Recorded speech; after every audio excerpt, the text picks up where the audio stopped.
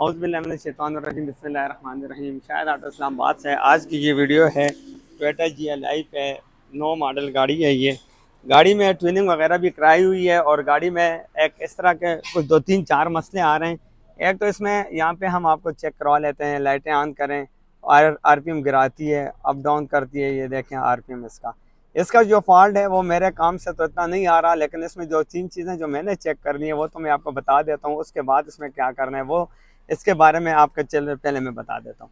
जो इसका RPM का ये लाइटों के साथ मसला है, इसमें जनरेटर का फॉल्ट, ग्राउंड का फॉल्ट इसमें आ सकता है और वायरिंग में अंदर एक जॉइंटर होते हैं जो आते हैं, हमारा वो इलेक्ट्रीशियन करता होता है।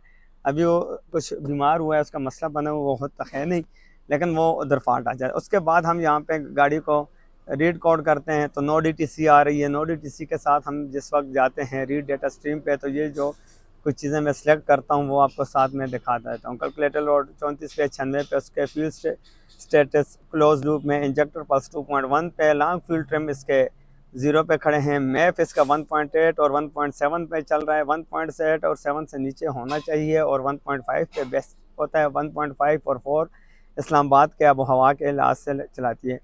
यहाँ पे आपने देखना है कि फ्यूल ट्रिम की वो -20 की वैल्यू है, जबकि ऑक्सीजन सेंसर अपनी जगह पे स्टक खड़ा हुआ है, नहीं चल रहा। शॉर्ट फ्यूल ट्रिम इसके -20 पे जा रहे हैं। और गाड़ी में अब यहाँ से हमने जो चीज़ फॉल्ट इसकी डिग्नोज करनी है वो तो आगे यहाँ पे ऑक्सीजन सेंसर या इंजेक्टर, दो चीज़ें इसके फॉल्टी हैं। ऑक्सीजन सेंसर फॉल्टी होगा, ये पोजीशन होगी, और फ्यूल इंजेक्टर फॉल्टी होंगे तो ये होगी। यहाँ पे गाड़ी हमें डायग्नोज में सबसे पहले ये पता चल जाता है कि अगर इस गाड़ी पे काम किया हुआ है, इसकी ट्विनिंग की हुई है, तो इस ट्विनिंग और काम करने वाले बंदे को ये पता नहीं चलता कि इसकी जो रीडिंग है लॉन्ग फ्यूल ट्रिम की या शॉर्ट फ्यूल ट्रिम की, इंजेक्टर की पल्स की हो गई, ऑक्सीजन सेंसर की हो गई, मैथ की होगी, तो इस रीडिंग में इनको पता चलता है। इसके साथ अब गाड़ी ये स्टार्ट खड़ी है। इस गाड़ी में इस तरह कुछ महसूस होता है कि गाड़ी में जिस तरह थोड़ी सी मिस आती है। हो सकता है कैमरे में नज़र ना आए। एक जो नया टूल हमारे पास जो आया हुआ है, इसमें हमारे पास ये ऑटो इग्निशन टेस्टर स्कैनर है MST 1000। यहाँ पे जो कॉप होता है वो कोयल ऑन प्लग रीड करता है, और इसके दो चीज़ें, प्लग और इसमें इस टूल, इसमें मैं बाद में वीडियो बना दूंगा। इसके साथ ये हम इग्निशन पहले यहाँ पे ये चेक कर सकते हैं। मिस मार गई इग्निशन कोयल। इस टूल की बात का वो है, यहाँ पे ये इंजन आ गया। अब हमारा असल जो चीज़ है वो गाड़ी पे हमने करना क्या है। इसके साथ ही अक्सर मैं जब कहता हूँ कि एनालाइज़र के साथ हमने अब इसको चेक करना है, इसको एनालाइज़र में जिस वक्त लगा लेता हूँ, साथ इसको ओके कर लेता हूँ। सबसे मसला बड़ा जो चीज़ हमारे पास आ जाती होती है वो है डायग्नोस में। अब डायग्नोस में एनालाइज़र अब इसका चल रहा है। CO देख सकते हैं कि CO इसका 6 पॉइंट कुछ जा रहा है, HC इसका ज़्यादा जा रहा है, CO2 इसका कम है, जिस वजह से गाड़ी की पिक सही नहीं है। फ्यूल पम्प हमें इसलिए चेक करना पड़ेगा कि यहाँ पे जो ऑक्सीजन और HC बढ़ा हुआ आया है, इसका मतलब है इसमें मिस फायर है। जो CO2 कम आ रहा है वो मिस फायर की वजह है, और साथ व्हील पम्प की मिस फायर गाड़ी में दाखिल है। मिस फायर की वजह से ही गाड़ी में इतनी चीज़ें ये आ रही हैं। ये एनालाइज़र पे वो जो चीज़ें, अब थोड़ा सा और मैं आपको क्लोज करके दिखा देता हूँ। तो आपने लम्दा को देखना है। लम्दा इसका जा रहा है रिश पे 0.83। जिस वक्त गाड़ी की मैं सेटिंग करूँगा तो आपने लम्दा को चेक करना है। HC देखें किधर पहुँच गया HC का, और इनका मैं तस्वीर पहले ले लेता हूँ।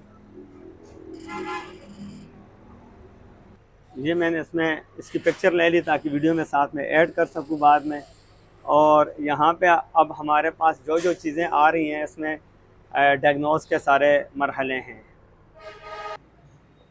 साथ में इसके हमारे पास जो फ्यूल पंप के डायग्नोस के मरहले होते हैं वो तकरीबन 4-5 टेस्ट होते हैं इसमें, लेकिन हमने 2 टेस्टों में इसको अभी देखना है। 3 टेस्टों के फ्यूल प्रेशर कितना है, रिटर्न कितना है, और इसके वोल्टेज कितने जा रहे हैं।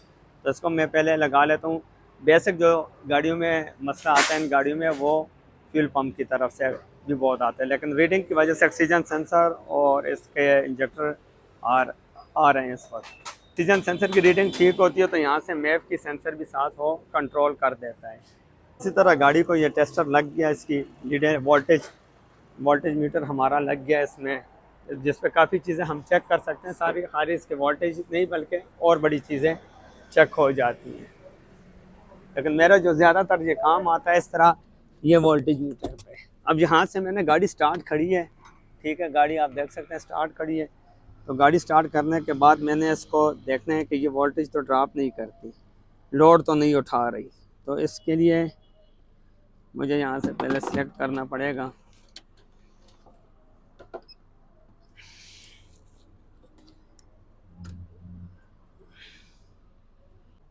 यहाँ से इसमें मैं जब ये लगा रहा हूँ तो मैक्सिमम वोल्टेज आ रहे हैं 12.4 पे। सबसे बड़ा इशू पहला इसमें आ गया है, इसके वोल्टेज ड्रॉप हो रहे हैं। वोल्टेज ड्रॉप होने की वजह पहले देखनी पड़ेगी। वोल्टेज ड्रॉप नहीं होने चाहिए इसमें। 13 पॉइंट के करीब वोल्टेज इसको मैक्सिमम चलाने चाहिए। जो नीचे ये मैक्सिमम लिखा है, जहाँ पे 12.4 लिखा हुआ है, तो ये मैक्सिमम 12.4 तक वोल्टेज उठा रही। अब ये वोल्टेज का जो मसला है, देखें ये गाड़ी अक्सर इसलिए रह जाती हैं कि एक तो यहाँ से इसमें वोल्टेज का मसला आ गया, जाके फ्यूल इंजेक्टर को प्रेशर पूरा नहीं मिल रहा। इसके साथ हम अगर इसकी फुल सर्विस जो कर रहे हैं, इसको हमने साथ क्लियर करने, हम इसका फ्यूल पम्प निकालते हैं, आगे फ्यूल पम्प का प्रेशर भी चेक करते हैं, प्रेशर कितना है। अगर प्रेशर पूरा है तो यहाँ से हमें ये चेक करना पड़ेगा, इसके वोल्टेज पूरे करने पड़ेंगे। तो अब गाड़ी यहाँ पे मैं ये देखें बंद कर लेता हूँ और इसमें मैं अभी फ्यूल पम्प का प्रेशर चेक कर लेता हूँ। वोल्टेज का हमें पता चल गया कि वोल्टेज इसमें कम आ रहे हैं, तो फ्यूल पम्प प्रेशर चेक करना है। अब यहाँ पे मैंने इसको लगा लिया इसका फ्यूल प्रेशर के लिए। तो सल्फ हो गया हुआ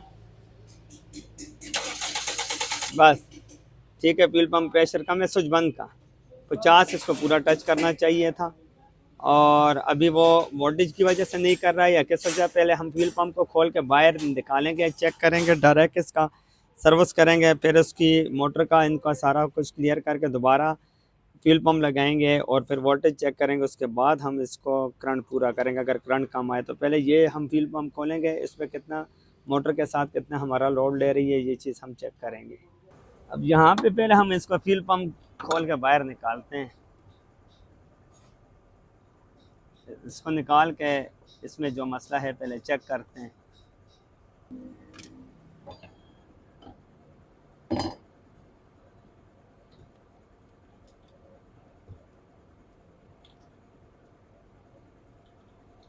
अब इसमें ये फ़िल्टर चेंज किया हुआ है पहले अभी, क्योंकि फ़िल्टर से अंदाज़ा हो गया उसके वाइट पन से।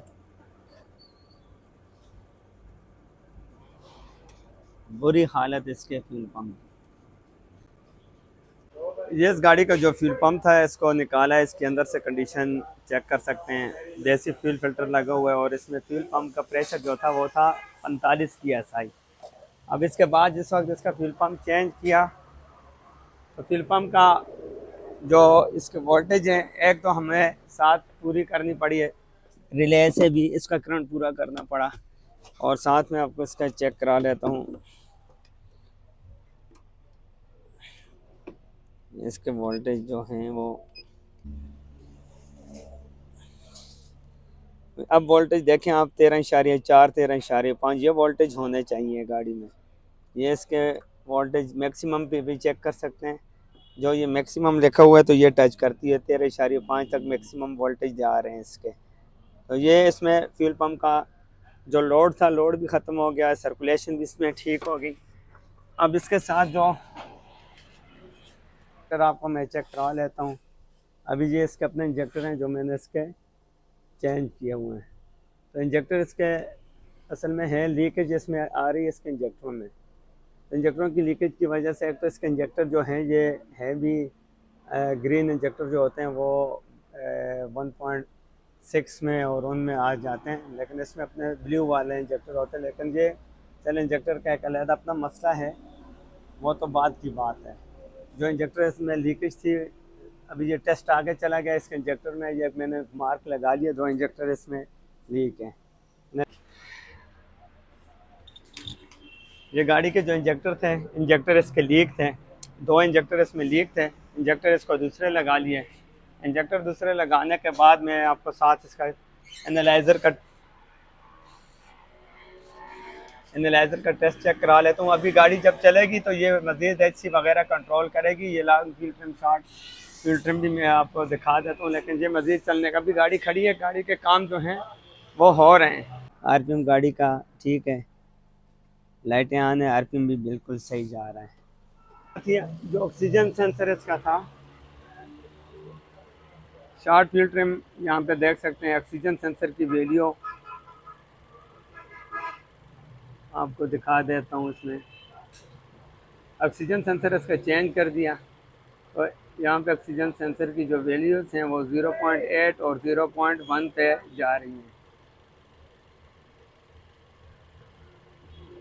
जिस वक्त ऑक्सीजन सेंसर की वैल्यू इस तरह चलेगी तो ये अपने फ्यूल ट्रिम को साथ ही अपने मेंटेन कर लेगी, उसको कंट्रोल कर लेगी। काफ़ी वायरिंग में भी थोड़ी मसले थे उसमें, जो चीज़ें मैंने अभी की हैं। और फ्यूल पंप ख़ास तौर पे और इंजेक्टर इसमें चेंज हो गए, फ्यूल पंप इसको दूसरा लग गया, ऑक्सीजन सेंसर, तीन चीज़ें इसमें चेंज हो गई।